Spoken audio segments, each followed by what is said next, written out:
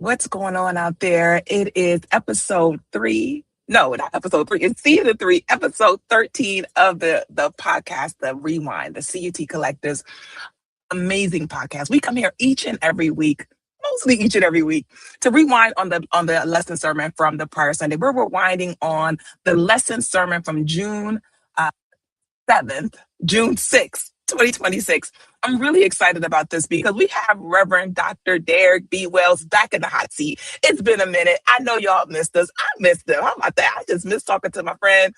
And so what we're going to do today is rewind on the lesson, the compound effect of faith. And I can't wait to dive in here because I'm in that mindset of expanding my success, right? Because we're talking about the spiritual science of success. And so this series has been so powerful because it's time for each and every one of us to hop up off of the train where we're just staying the same and get on the moving train where we are able to grow into our greatness. And so each and every week we rewind on the lesson sermon. And so what I want you to do, we're live right now here, but push this out, share this with your friends, subscribe wherever you're listening. And you guys know this, subscribe, share, you guys know that thing. This is not a novel thing, but I'm really excited to give us that opportunity to help spread this because listen, the thing that happens is that we grow in community, we grow together. And so some of us are out here struggling and to make it, struggling to get things going, struggling to pep up. And maybe what you need is a success team. You need some people that are talking about the same thing, that are rocking with the same idea of greatness. That's what we do here at the Collective, the online community for Christ Universal Temple, based out of Chicago, Illinois, but we are worldwide here as part of the Collective. And so find your tribe, just share. You never know who you connect with that is going to be the one that helps you ignite yourself into that next level. So I want to encourage you to do that. So let's start building more community because we grow together. All right. So without further ado, I'm bringing up the Reverend Dr. Derrick B. Wells, who is the Senior Minister of Christ Universal Temple. Just in case you're tuning in for the first time, what's up, Rev? What's going on, Rev Ree? How are you? I missed you Wonderful. so much. Missed the collective so much. Excited to be plugged back in. Excited to have you. How was your vacation? It was good. It was good. It's important to take those breaks where you need them. Mm-hmm. And I'm really just a lot more conscious of it on the backside of two transitions of some close friends in my age, maybe a little bit younger, who just recently made the transitions too soon. Stacey King, Chicago Bulls sports announcer, it's just too soon. So whatever it is that any of us can do to prioritize the facilitation of our complete and total health, we ought to do that.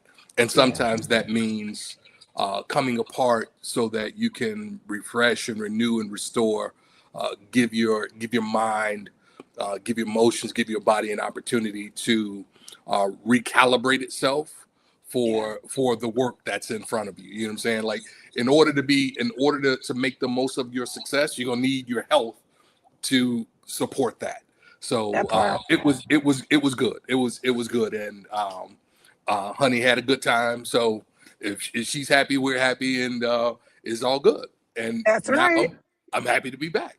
Yeah, we got. But I think it's a powerful example of demonstrating health because as leaders, often there's so much to do. There's always more to do, and so leading by example to say that part of the success, right? Part of being successful, part of leading responsibly is to take breaks and to reassure people that, the message is bigger than the messenger.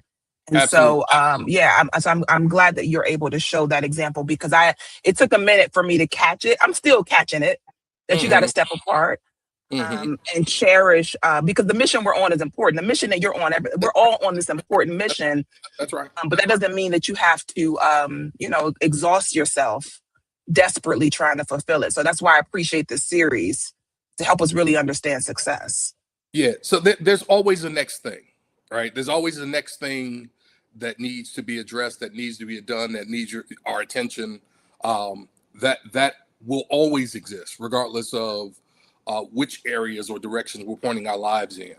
But Mhm. I'll never forget what my primary care physician said to me during one of my annual physicals. He said, if you know, I know you're committed to taking care of your people. He said, but if you're not well enough to take care of yourself, you won't be able to take care of them anyway. And that was a pivot point for me.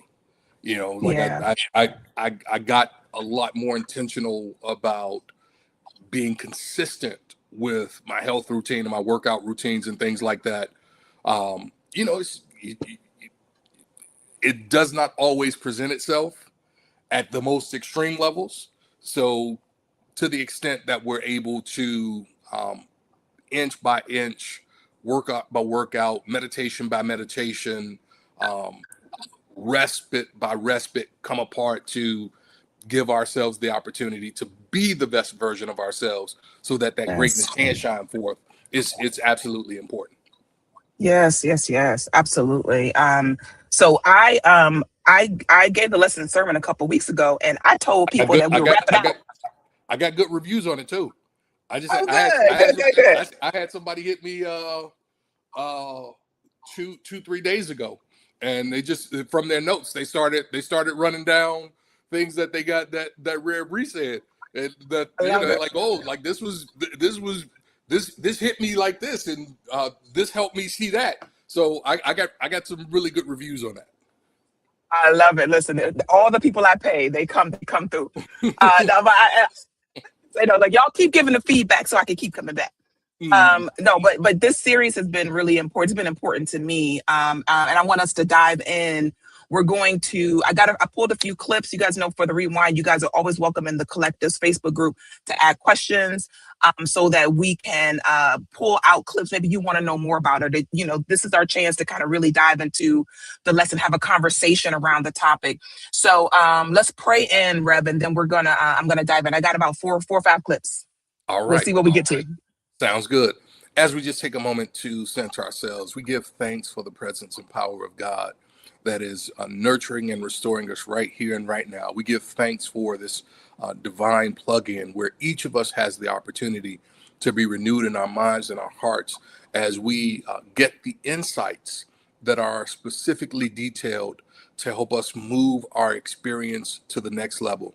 We bless and give thanks for our facilitator. We give thanks for all who plug in. We're blessing Pam right where she is in Nevada. And for those who plug in later, for those who listen to this at a later time, know that everything is in divine order. And as you continue to stretch yourself, you will ultimately reach that divine destiny, that desired goal, as you continue to put yourself up to what it is you said yes to. So we say thank you for this time. We are open and receptive. We're excited about this opportunity to tabernacle one divine expression with the next. Amen and amen. Wonderful, wonderful. So this lesson is the compound effect of faith. Now, I don't know if I'll talk a little bit about what compound interest is, because I know that that's what we're working with. And as a person who's not 20 anymore, I just got out of my 20s. That compound interest is one of those things that you wish you knew as far back as you could know it, and then it's like, Uh-huh, okay, you got to do what uh-huh, you can do. uh-huh, But tell uh-huh. me a little bit, just kind of about compound interest, so that we can tie it into faith. So compound interest means you earn interest not only on your original money, but also on the interest that's been added. Mhm. So the money grows faster over time because the interest compounds. And so each year the interest gets added to the balance, and the future interest is calculated on a larger amount. So the more frequently the interest compounds and the longer the runway for it, the faster the growth. And the correlation to faith is that faith works in a very similar way. Um, when I exercise the power of faith in one experience, I carry that experience over to the next time I'm faced with something that seems insurmountable. And when I carry that experience over into the next experience, those experiences combined expand my conscious awareness of what's possible based upon my opportunities to have leveraged faith before.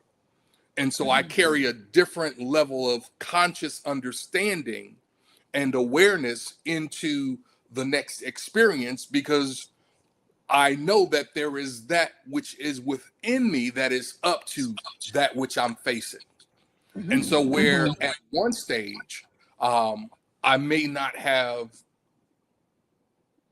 thought it was possible to overcome a thing or to accomplish a thing, at another stage, based upon the compound effect of faith, I know that with God all things are possible, kind of thing on the outside end of it. So that's really the idea behind the compound effect of faith. Yeah, it's, those I love to see principle at play, right? And whether we're talking about money, whether we're talking about our spirituality, that the principles apply. The you talked about faith in its different forms. I'm going to play this clip, and I really appreciate this because sometimes I know that I can get into a perfectionist mindset where it's kind of like all or nothing. And so I like how you talk about the progression of faith and how faith represents itself in your experience in different ways. So I'm gonna share this clip and we'll dive in. Okay. Faith is the spiritual capacity by which we may form and shape the ever-present basic element of spiritual substance. In the gospel according to Matthew, he offers that it's done unto us according to our faith. So faith helps determine what happens in our life. Faith is the capacity we use to shape the potential of our lives. And faith is also one of the greatest tools for transformation in our life. But when it comes to faith, all faith is not created equally. So is faith not created equally? You talked about faith as hope, blind faith, and understanding faith. Tell me a little bit, because for faith as hope, like you said, that faith as hope does the work of keeping us moving forward when we feel like giving up. I know that I've looked at hope and said that it's like I don't know, kind of putting hope down on the spectrum. But talk a little bit about how faith can work when it is difficult. You said when we feel like giving up, how does hope come in? So I don't know if I said it in the lesson, but I refer to faith as hope as kind of the training wheels of faith, right? Because it's grounded in our desire for the outcome, right? It's not necessarily grounded in how I hold the vision for the outcome. The hope is not necessarily grounded in how I move in expectation of the fulfillment of the outcome. It's often just a firm desire or a firm intention for a particular outcome. So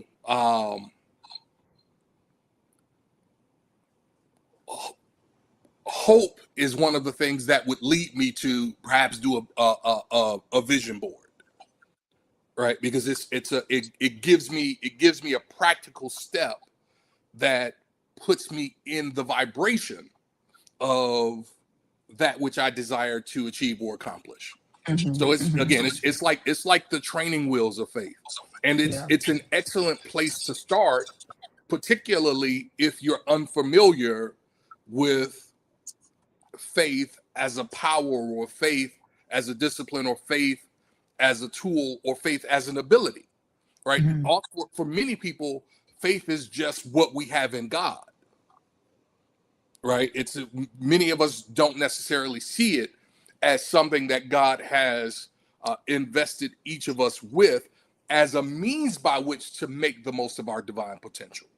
Yeah, yeah. I know that when I'm thinking about hoping, at the very minimum, because when you're caught up in your stuff, it is difficult to see things beyond your stuff.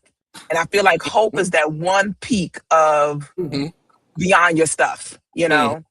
And I think that there's a in the spirit. I know in the spiritual community, it's kind of like to say you hope is not like people will say that you need to have faith. No, you don't need to hope. You need to have faith. And it's like now we are talking the same things. We're talking about levels, right?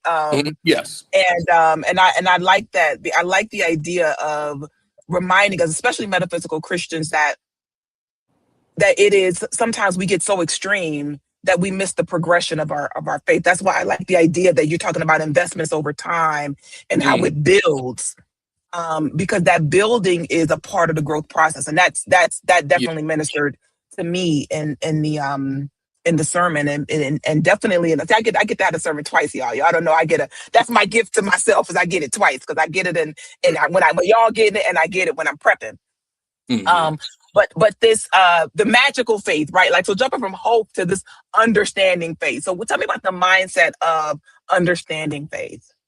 Right. So mindset or understanding faith is then when we really sort of move into the the science of the science part of mind science, right? It's when we start to remember the power of mind in action, and when we intentionally realign our our consciousness with the law, right? So understanding faith as I'm walking through the experience through the understanding faith lens, I have remember to hold to the outcome that I desire in the midst of it not appearing at this point, Mm-hmm. right? I remember to, I say, let's say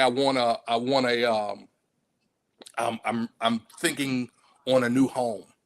Uh, Understanding faith is the kind of thing that gives me ability to start packing stuff up, even though I haven't sold this home yet and haven't found a new home yet, Mm-hmm. right? But my conscious projection must bring to me that which I desire. So let me start to move in ways that are consistent with my desired outcome, even though that has not appeared yet.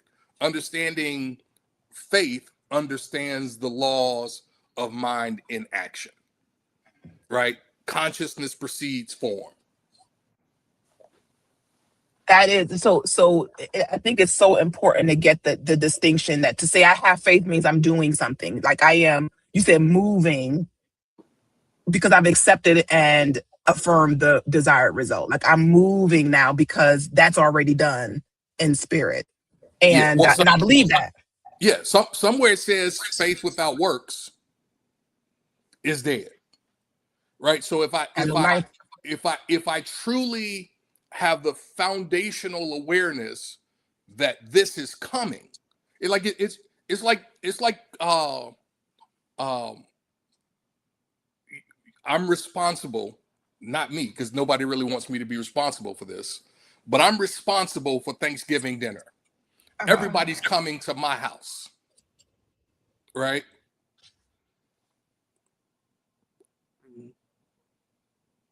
If I know that I'm responsible for Thanksgiving dinner and everybody's coming to my house, I don't wait until they get there to prepare. I prepare ahead of time because I know beyond a shadow of a doubt that they are coming, right? What appetite. So, yes. So I do the shopping ahead of time. I prepare the food ahead of time. I clean the house ahead of time. I do all of those things ahead of time. If I have that certain family member, I put the valuables away ahead of time, right? Because I know for certain that they're coming. I Uh-huh. understand that they're showing up. So through that understanding, I prepare the way ahead of Yeah. time. Um, And as a result, we're able to have a better experience because even if I cater everything, I have to make sure that I'm prepared for the thing. So I take the necessary action, the necessary courses of action ahead of time because my expectation is that they are going to show up. That is a demonstration of understanding faith, right? Another demonstration of another very practical demonstration of understanding faith is those of us who show up at our respective jobs and do the work for 2 weeks before we get paid, or for a week before we get paid. It's the agreed upon level of understanding that says at the end of this period of time, based upon what you put in, you'll get whatever X is out. But if we didn't have faith that agreement would be fulfilled, many of us would not show up. Absolutely. Absolutely. So I love those demonstrations of faith, because sometimes we don't equate that. Like, there's truly faith when I flick the light switch on. Like, I trust that all that electricity, whatever makes my light come on, whatever has to happen from the street to the here, that it's going to work. I believe that's going to work. And I may not understand how it works, but when it stops working, then I need to, how I have light is going to reflect my understanding. So this is, you talked about, I'm going to take you to two more clips, because I want to have people work with the part that's not working in their life, something that that's not working well. Because sometimes we sit on what we know. I know a lot about what faith is, but am I faithing in certain directions? Am I faithing in different things? So this clip about why we may not be activating our faith, I'm going to play this. This is how I heard it, and then how to shift your mind, how to shift your awareness to go from doubting and sitting still to actively moving in faith. So we're going to take some grand leaps here in these next 20 minutes together. Here we go. When I don't change, it's because I believe the payoff for staying the same is greater than the payoff of my possibility. Now, faith is attempting to pull me into my possibility. I know I'm supposed to just run it back so quick, but I got to run that back. You got to hear that one more time. When I don't change, it's because I believe the payoff for staying the same is greater than the payoff of my possibility.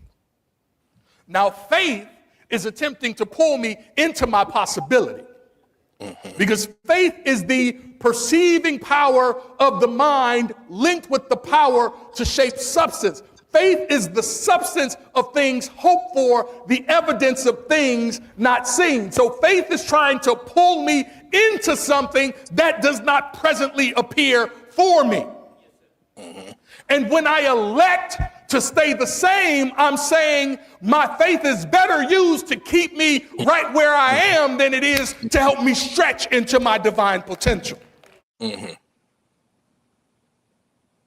almost clicked the button to end the stream. I swear I did. It's like that statement right there is all right. So let me go with the first part that you opened up on. You opened and closed with some uppercuts.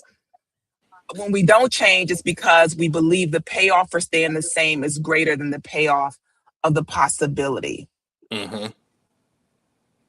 So talk to me a little bit more about this, like the payoff of the possibility versus the payoff of staying the same. You're saying we get something out of staying the same.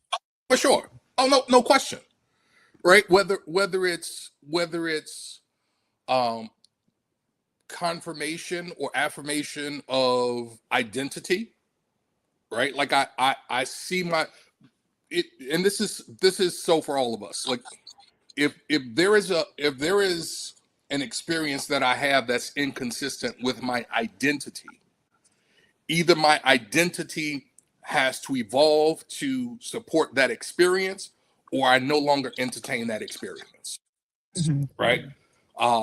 Let's say I get into a romantic relationship with someone who's verbally abusive, And I don't see myself as someone who tolerates verbal abuse.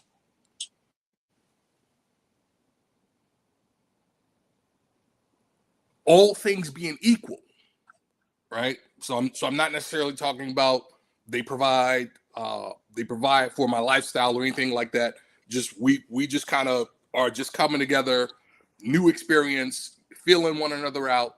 Shortly into it, this is revealed. I don't see myself as someone who lets anybody talk to me like that, much less somebody I'm trying to be into or grow into a romantic relationship with. More than likely, I'm going to distance myself from that relationship because the relationship no longer matches my identity. It's no longer consistent with how I see myself, right?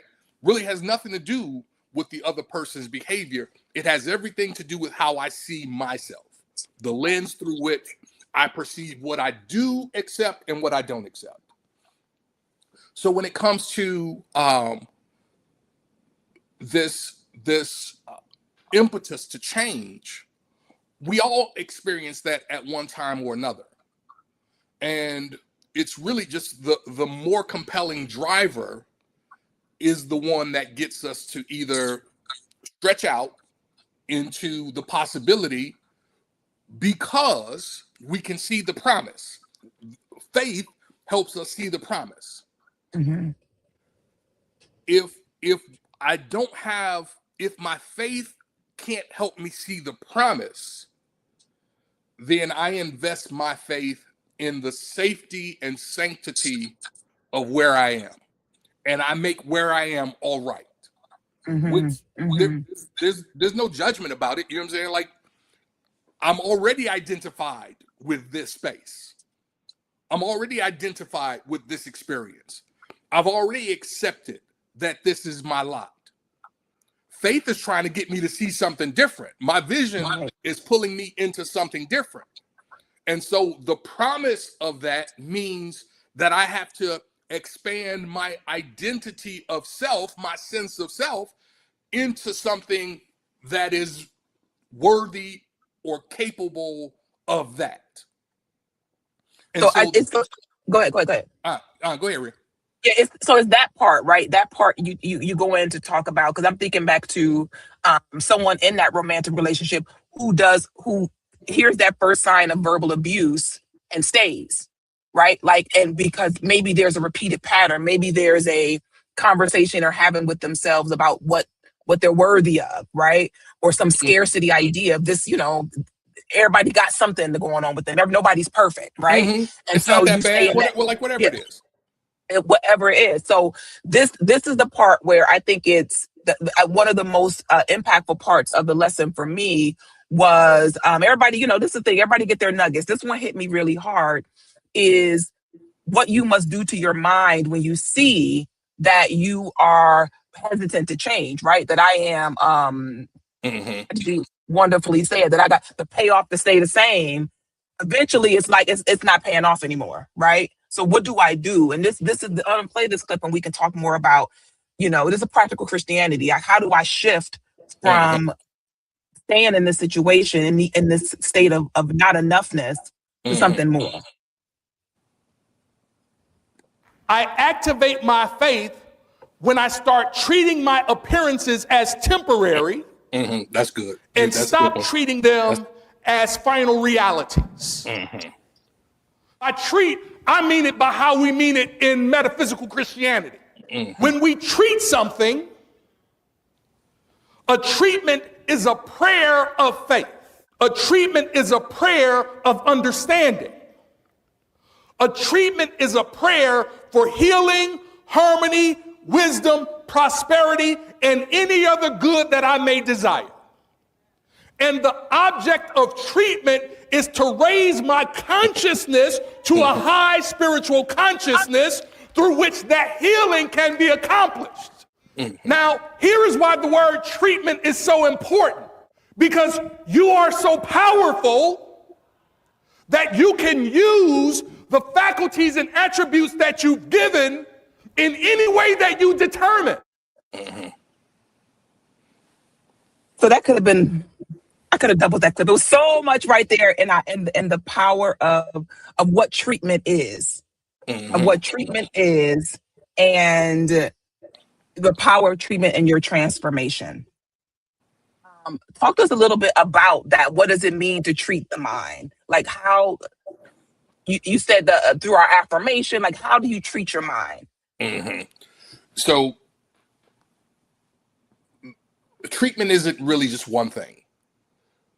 When we're treating the mind, we're also treating the environment of our consciousness, right? So it's not just the isolated moment of praying, praying for faith, praying and understanding of healing and harmony and wisdom and prosperity. When I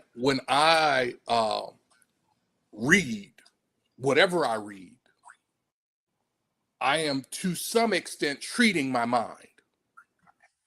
When I Mm, listen to whatever I listen to, I am to some extent treating my mind.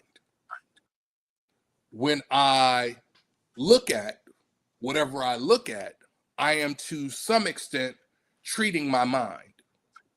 When I talk about whatever I talk about, I am to some extent treating my mind. So I'm not only treating my mind when I enter into meditation. I'm not only treating my mind when I enter into prayer.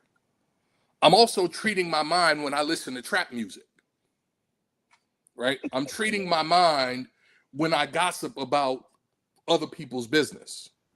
I'm treating my mind when I'm looking at the news, and I'm obviously subject to the same gas prices, but I'm treating my mind when I'm giving my attention over to how difficult things are, or how this is the most divided we've ever been. All of those things have the potential to influence my mental environment. mm-hmm, So, in the purest sense, I'm treating my mind when I am, or ideally, I shouldn't say in the truest sense. Ideally, I treat my mind um, through only allowing in those high level, high vibration, high energy supplements that reinforce, one, my identity, not the identity I've accepted, but my spiritual identity.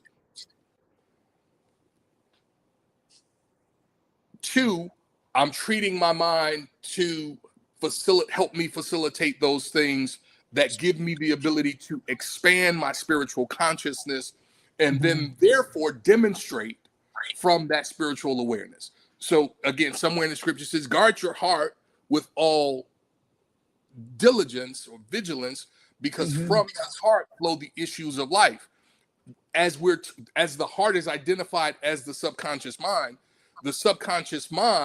is accepting what is being impressed from the conscious mind, or from the race consciousness, mm-hmm, mm-hmm. right? That's too So much. It's too so much, Rev. It's too much. I'm treating, I'm constantly treating my mind, sometimes in the ideal ways, sometimes in the not so ideal ways. And so when I treat my mind in the not so ideal ways, it then results in me treating my experiences as though they are permanent, when all I have to do is look back over my experiences and I know that they are temporary. I know that this too came to pass. So Yeah. I have to, Yeah. if I treat ideally, if I treat my mind ideally, then from the treating of my mind in that ideal state, it will influence how I treat. And by treat this time, I mean handle the Mm-hmm, external things that show up in my life, world, and affairs. So then mm-hmm, if I once I'm handling them from the higher place, just no different than the handle I use to pick up a cup. It's not handling me. I get to handle it. And so I can stop now treating it like it's a final reality when it's only a temporary appearance. Yeah, I love the idea of treatment as another way of talking about prayer. Like you can kind of, what is a prayer? What is your prayer to do? Is to treat your mind, right? To treat your mind. And Mm-hmm. there's so much I want to talk more about treatment another tab, because it's just so powerful. And I was so grateful that you brought it up in that way about how we think about it. And for those, the questions that started popping up in my mind as you were talking was like, how am I treating my mind? What am you talked about feeding what you feed. You gave a great metaphor. You guys should listen back on this sermon. It's from June 7th of 2026. And you give a powerful metaphor about basically what wins is what you feed, right? And so if you're feeding doubt, you're going to have more of that. That's going to be what's dominant. If you're feeding your faith, that's what's going to be dominant. But I'm gonna wrap us out on this statement. You said that you quoted a Neville Goddard quote that said, "Our faith in God is measured by our confidence in ourselves." I'm gonna play this and then we're gonna talk for just a couple minutes before we wrap up. Okay. That's so good. So good. Okay, I'm skipping that clip. Which clip was that? Here we go. I hope this is the right one because we moving. If I have confidence in myself as an extension of my faith in God, it really doesn't matter how many times you tell me no. It doesn't matter how many times you tell me I won't be able to do that. It doesn't matter how many times you tell me I'm not what you're looking for. It doesn't matter how many times you tell me your credit score just doesn't measure up at the time. Because the truth is the matter is, I am more than all of those descriptions. None of them capture the true essence of that which I have confidence in.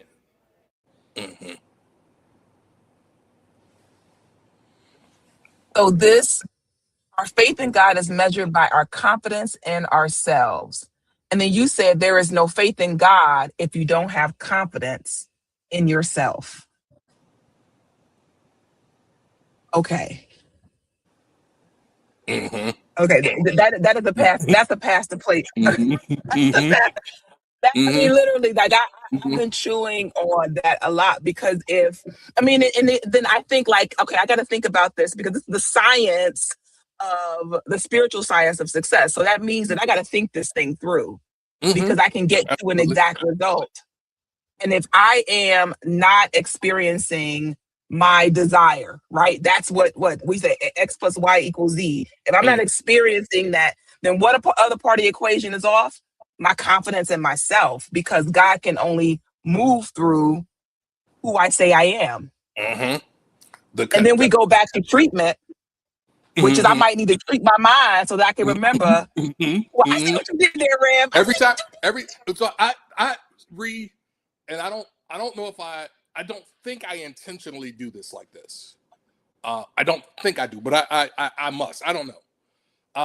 But in what I find is that in every lesson there's a through line. I connect the dots.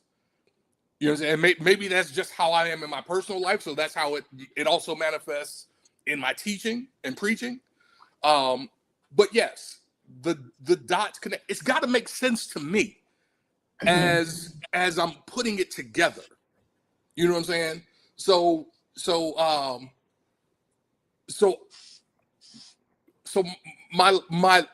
the lessons as they come to me are developed scientifically. And once the scientific blueprint is in place, then we can play with it like an artist, right?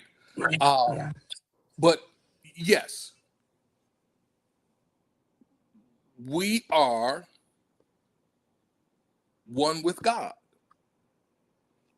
Each of us is made in the image after the likeness of God. There is no beingness that I have that's separate and apart from God. So when I have confidence in me, I'm demonstrating confidence in God, because there is only the one. There is it's not two. It's not God and me, God's creation. It's just God. And to the extent that my mental environment or my consciousness supports that divine potential, the more I come to accept that that is what it is, the more consistently I give myself permission to live from that consciousness. Mhm. Mhm. There's a important thing that I think, and just in terms of like moving forward with this, because this lesson does continue, this series continues, this for this next sermon, right, Rev? You got some Yeah. more for the science Yes. of success. Yes. And so I want to encourage you all to tap in. This series started the top of May 2026. Work through these lessons, because in reality, in truth, you are designed to bring some good, some greatness into Amen. expression. Amen. And it's not, Rev talked about it not being about luck. And it's like so many things that we need to know to understand, to treat our mind about what success really is, about what we're capable of, so that that statement that you just said, that, that God is a part of our being that can't be separated, can be felt, not just said, can be known, not just stated, like that is what we come from continuously treating our mind. So I know I'm walking away with, what have I been treating my mind with? This just treat my mind for the good that I have said yes to. I don't listen to trap music, but I am entertaining some things. I don't any longer, but the fact that I know what it is says something, right? The fact that I know some of the artists says something. Like it's not in my playlist, to be clear. I mean, and it's not that things should never be in your playlist. It's like, I have stuff that's trap adjacent. Yeah. Right? Like that's more my era. Yeah, but I'll tell myself this. I'll say, you don't need to be listening to that right now. Like, sometimes when your cup ain't all the way full, things ain't all the way straight. It's like, you need to be treating your mind. It's just like if you're not feeling good, go lay down somewhere. Like, you gotta know. So you gotta know your timing. Like, okay, this is not the time for the news. This ain't the time to listen to the news. You're not in the mindset for it. You're not there. Yeah, you're not there. So no slight to trap music. No slight to the news even. Right. No slight to the news. I know we give the news a bad rap sometimes. No slight to it. But you got to know when you need to eat that. You got to know if you have enough going on to be able to see it rightly. So again, a whole other podcast we could do for that one. But I want to thank you so much, Rev. Thank you for making the time. I know that you have a busy schedule. We are all managing so many facets of our lives and trying to show up. You talking about being healthy, taking vacations. All of that is not like those things stop, and there's not more to do. So I appreciate you making this a priority and coming on. Thank you all for tuning in and listening, making this a priority, treating your mind with something good today. Yeah. We appreciate you. Pat Joshua had a question, or looks like Joshua had a question. Oh man, I've not been paying attention to the chat. My bad. How can I join Zoom? Okay, how can I join online via Zoom? This isn't on Zoom, but you're probably talking about a workshop that's getting ready to happen. And so we're going to pop off and you'll be able to see that workshop. Thank you all, Cheryl and Diane, for chatting along. Pamela, for sure, always for chatting along. We appreciate the chat. I apologize. I usually have my eye right on the chat. I would have been able to pull you guys in. But I'm going to wrap us out, and I'm grateful for you all for tapping in. For those who are listening to the recording, thank you for listening. Let me know if you're getting something out of this. This collective online is a place where we can dialogue in our Facebook group. Just look it up, the CUT Collective, and join in with us.